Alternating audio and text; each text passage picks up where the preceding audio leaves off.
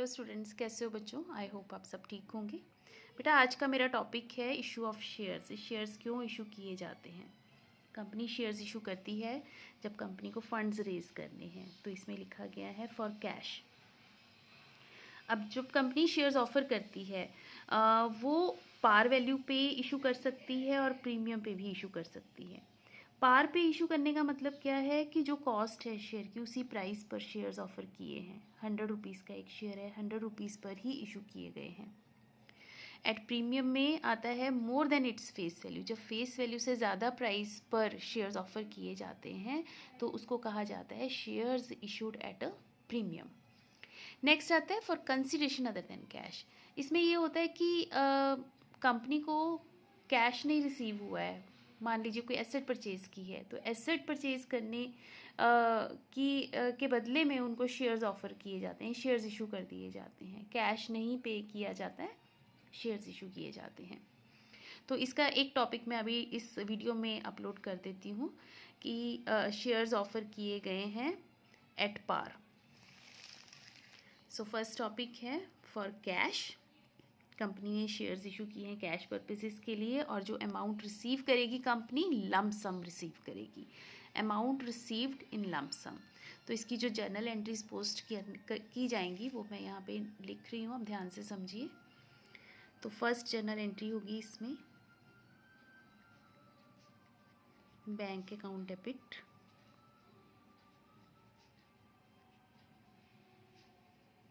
To share application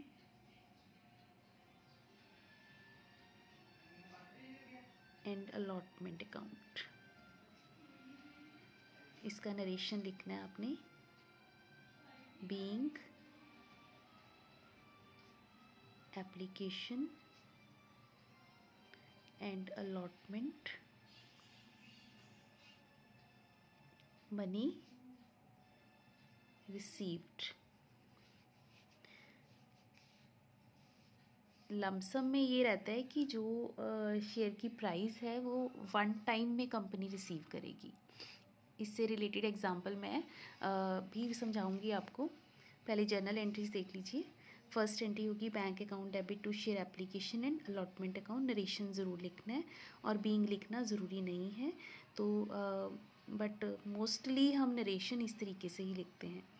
second journal entry होगी इसकी share application and allotment account debit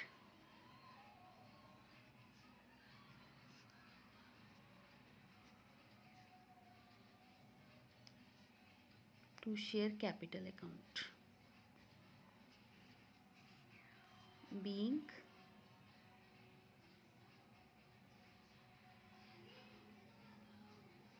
application money transferred to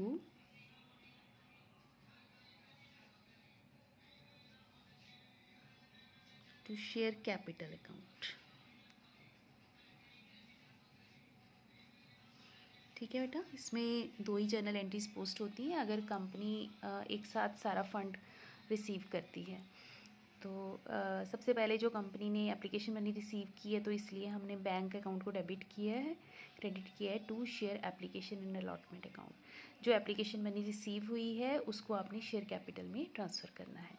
ठीक है, ये journal entries post होती हैं। इससे रिलेटेड मैं आपको एक एग्जाम्पल के ज़रिए और समझा देती हूँ। देखिए एक एग्जाम्पल है। A limited company issued 10,000 equity shares at the rate of ₹10 each to public for subscription. A limited company ने 10,000 इक्विटी शेयर ऑफर किए हैं पब्लिक को। एक शेयर की कीमत है 10 रुपये सब्सक्रिप्शन के लिए। Shares were fully subscribed and duly allotted. Public ने सारे के सारे शेयर सब्सक्राइब किए और कंपनी ने वो सभी के सभी शेयर अलॉट भी कर दिए। All the amount was received fully in application money. Pass necessary journal entries. सारा अमाउंट एप्लीकेशन मनी के साथ कंपनी ने रिसीव किया है। तो हम यहाँ पे फर्स्ट जर्नल एंट्री पोस्ट करेंगे bank account debit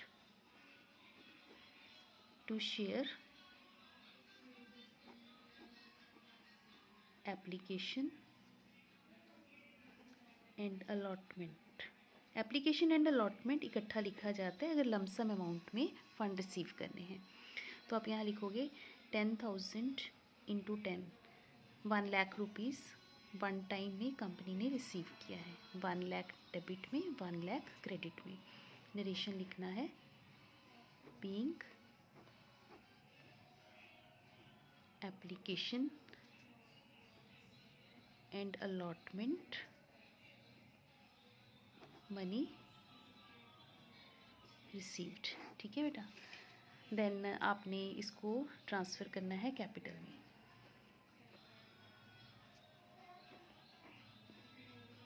share application and allotment account debit to share capital account. ये 1 लाख रुपीज़ आपने कैपिटल में ट्रांसफ़र करने हैं।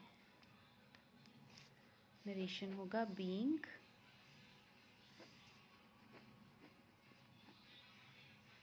एप्लीकेशन